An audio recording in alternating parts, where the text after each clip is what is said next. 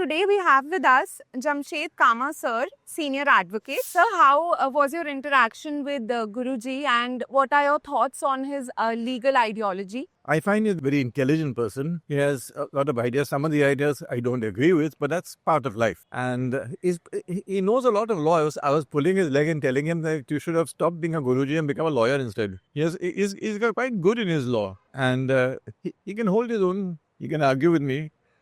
And I enjoy meeting him. Sir, coming to this session, it was a very enriching session and I would like to ask you a few questions. How should courts balance constitutional permanence with the need for change under Article 368? See, there are some things which are unchangeable, which is your basic rights. The government must have an option to amend the constitution to meet current requirements, but within the ambit of the fundamental rights.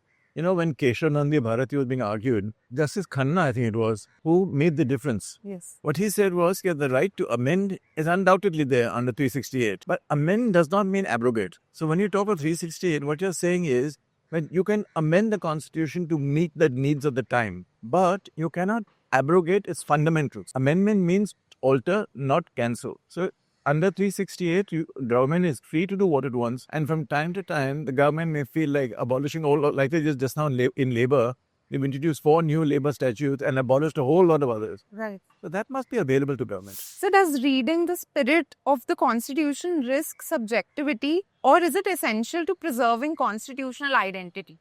See, as a lawyer, the challenge is to find a concept in the constitution which agrees with your case. So you have 2 options. Either you turn around and say, this is what the constitution says in writing, therefore I'm bound by it. Or you can turn around and say that the writing is there, but there is an exception to that. Or that written word also means something else. Right.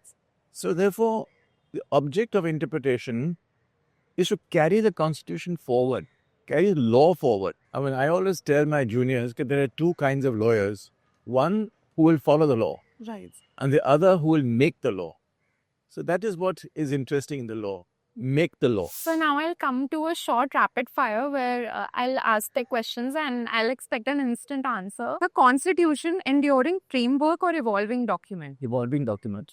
Article 368, safeguard or gateway to change? Gateway to change. Founding vision, binding or Adaptable. Reading the spirit, necessary or risky? Necessary. Judicial interpretation, preserving identity or reshaping it?